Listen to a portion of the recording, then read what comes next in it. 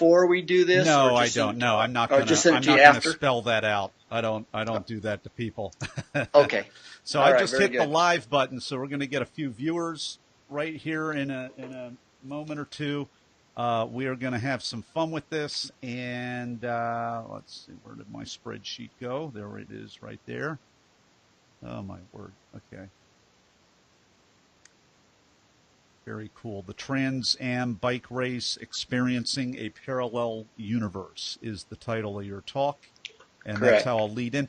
Oh, so onboarding video, whether or not I remembered to send that to you or you were able to watch it or not, start out, summarize the talk. So big picture, tell me a story. It's all good. Then we're going to have a conversation. Then we're going to go into the blitz round. Those are the either or questions related to the prep and performance of your talk, Ken, and then the final word of advice, and then we're done. So it's a quick 15 to 20 minutes for sure. Okay. All right. Are you ready to rock? I'm ready. All right. Well, we are Facebook Live, but we are going to go live in 3, 2. We are live with Kenneth John Simpson. Ken, are you ready to talk? I'm ready. Let's go for a bike ride.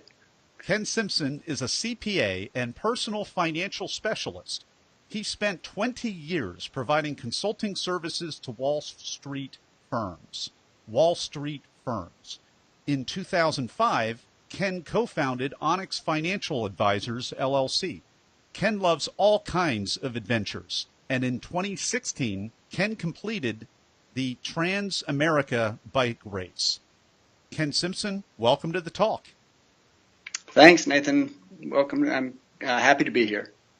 The Trans America Bike Race, Experiencing a Parallel Universe. That's the title of your talk. You know that I'm a fan because I've watched the Netflix documentaries. I'm watching the Red Bull documentary. I'm watching all of these things, and I remember this bike race that ends up in Yorktown, Virginia. I've been there. It's a beautiful place.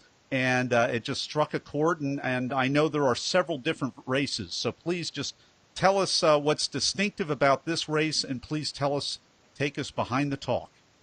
Okay. Well, there's really two big races across the United States. The one that's been going on the longest and the most well-known race is the Race Across America, or RAM, which is a fully supported race. People have, support vehicles following them and all kinds of, help along the way. And then you've got this Trans-America Bike Race, which is kind of the opposite. It is, you're completely self-supported. So you're not allowed to have any support vehicles. You're not allowed to have any help of any kind outside of public available services. Gas stations, restaurants, hotels, anything that the general public can use, you can use. Bike shops, whatever. But the whole idea of these self-supported races, and there's several of them around the world, is that you're on your own. You got to do everything by yourself. So it's a very different experience from some of the higher end races. It's a unique experience for sure, and that's the one I participated in. One, you don't have to have any qualifications to do it. If you're nuts enough to do it, you just sign up and go. Well, and you mentioned some of the challenges with this kind of a race, Ken. I mean, you talked about just the mental stamina that needs to happen when you don't have any support. You're basically, we were talking earlier. It's almost like walking instead of north to south on the Appalachian Trail. It's like east to west on a bike, but it's by yourself. And you've just got this inner game after the first few days, just because you are completely solitary. Your sense of time and space changes. So you mentioned that. You mentioned the kindness of friends, family, strangers along the way.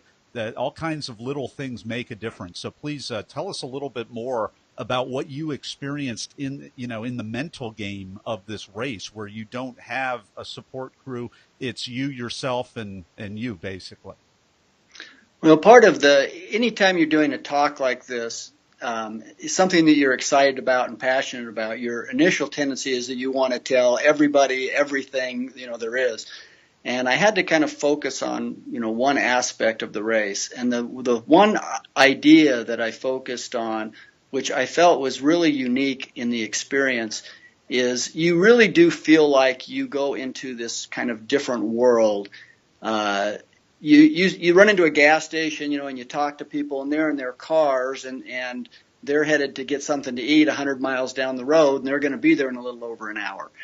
And for you, you think of those miles more in terms of hours and distance, and you're in a very different place than all of these other people that are around you. You lose track of days, you lose track of even where you're at sometimes, and it's a very different feeling. And you really notice it particularly when you pass another rider that's riding across the U.S., and you instantly kind of connect and look at each other, and it's like, hey, here's a person that's living in the same world that I'm living in. He understands when I ask something like, well, how far is it till I can get water?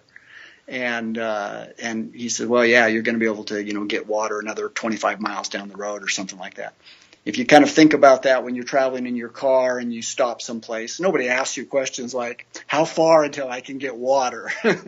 And so it's this mental aspect that is quite unique, and it wouldn't be just to this race. There'd be other things, people that are hiking the Pacific Crest Trail, the Appalachian Trail, people that are doing any other kind of these long distance journeys. I think get into a mental place that is very much outside their normal world that they live in a day-to-day basis. Yeah, well, I mean, and it really is, it kind of interrupts the space-time continuum in a strange way, just because you're not speed privileged like everyone else, and yet you've got the ability to be present and think and reflect and have a completely different experience than the rest of us as well. Ken, what's the best thing the most valuable thing that you really took away from this experience that you learned about yourself? Mostly that you can push yourself further than you think you can. A lot of times when you go do an activity for a day, let's say, and you get completely exhausted and you kind of think, well, I've walked as far as I can walk, or I've kind of gone as far as I can go. And the human body and spirit is capable of going much, much further than we think we can. We all have kind of read novels about people that have survived in various situations that are, life-threatening, and find out that they can go much further. And although these aren't necessarily to that level where you feel like you're in danger of your life every day or whatever, you definitely feel like, oh, I just can't. I can't go. I've gone as far as I can go. And then you stop and you eat something and you go, well, no, I can go further. And you get on, you keep pedaling, and, and you just keep going. And so you do definitely learn a lot about yourself, and you learn a lot about your ability to focus mentally. One of the things that I did mention in my talk is this idea that sometimes you spend a lot of time thinking about not how far it is to the end of the race, but you really break it up into very small segments. How far am I going to go today? How far have I got to go until lunch, or till I eat again, or till I have water? And sometimes you're literally saying, okay, I just need to make the next mile. The wind is so bad, I'm going to go one more mile before I take a break. And you can, kind of break it down into these various segments, and that's a very different mental exercise than we're normally doing in our daily lives. Well, it sounds like me mowing my lawn. Actually, that's how. just to put this in a really pathetic. Must be a big lawn here. No, I'm just a wuss about it. But on a serious note, Ken, I mean, you're touching on this. I'm wondering what were the most dangerous conditions that you had to bike through? I mean, I would imagine hail, thunderstorms, electrical storms. Perhaps earthquake or two. I mean, what would you say was kind of the most dangerous situation that you were in, whether that was weather related or something else in this whole thing? By far, it's a combination of wind and traffic. And in fact, you could do an entire talk on the safety aspects Hmm. of this race, and they are significant. I mean, in last year's race, one of the racers was hit and killed by a vehicle, and an icon of this race, Mike Hall, who won the first race that they did of the Trans Am and is quite well known around the world as a long distance cyclist, was killed last year in a similar race across Australia. It was hit by a vehicle. And so safety is on your mind constantly.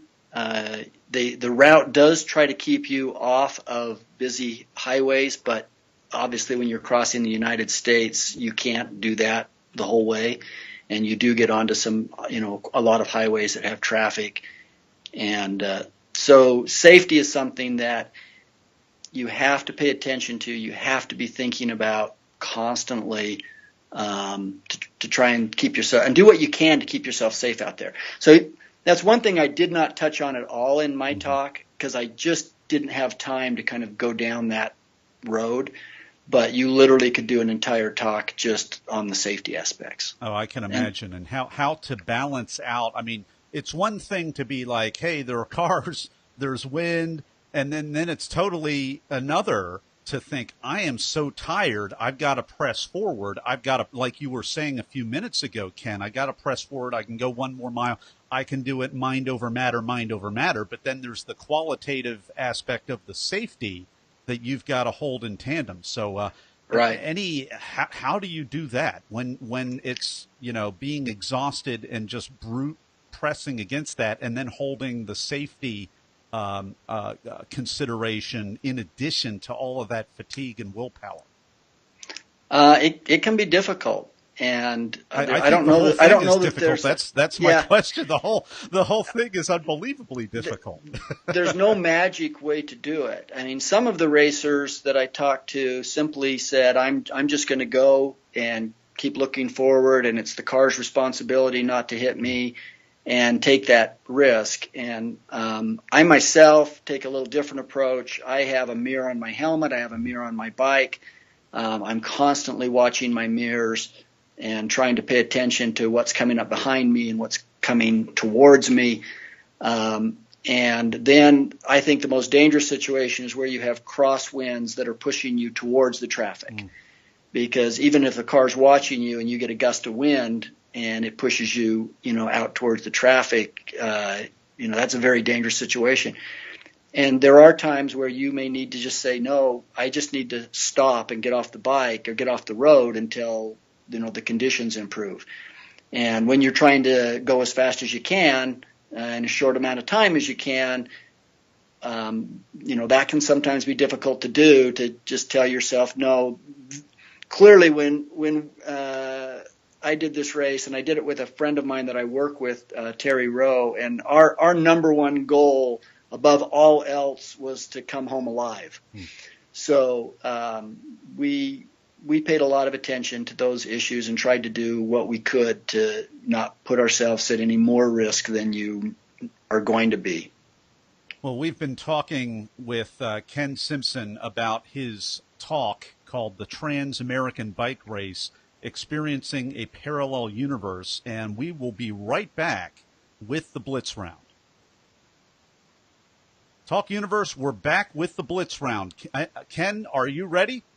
I'm ready. Let's go. So I'm going to ask Ken a series of either-or questions related to the actual preparation and performance of his TEDx talk. And the first one is this. Were you selected to speak, Ken, or did you apply? I was asked to apply by some of the people that were involved with it. And then once I did apply, I went through the normal, process of selecting speakers. Are you a memorizer, an improviser, or a blender? Well, in almost all cases except this one, I'm an improviser. But because of this is the first time I had done a talk like this that's so structured and formatted. So in this one, I definitely memorized it word for word. I would imagine. And are you? Do you consider yourself a seasoned performer or newer to the stage? definitely newer in this format. I've spoken a lot of times for work-related things, but you normally have PowerPoint presentations and things you're kind of going through and taking questions as you go. And in that format, I'm very comfortable and I've done a lot of it. But in this format, this was all new. So that said, different type of stage, different type of format. Did you have nerves, or were you in the zone, or neither, or both? I didn't have nerves because I've spoken to large groups before in different formats, so that part didn't concern me. I was concerned that if once you've now memorized a talk, if you get off, are you going to be able to get back on? And fortunately, that didn't happen. Now, you mentioned this already, so this is the cut for time question. You mentioned the safety issues were the most painful part of your talk that you had to cut out, or at least that you had to cut it out. Was that the most painful part, or were there other parts that you really wanted to talk about that you simply had to cut for time also? There's another huge aspect that I would have loved to have done an entire talk on, and that is post-race depression. And the first time I did a long ride, I thought that was kind of unique to me, but I have found out that this is very normal for most of these racers to go through some depression, or there's definitely a re-entry process when you work that hard for that many days and then have to snap back to real life.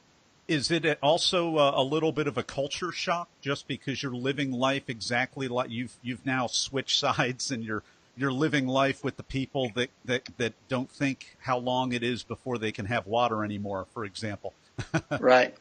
Yeah, I mean, you go on for so many days when your world is really narrowed down to miles, food, water, where I'm going to sleep. And then you go back to a world where you have to deal with kind of all these normal, mundane things of life and whatever. And there's definitely a reentry period there. What's a tip, a technique, or a tool that helped you?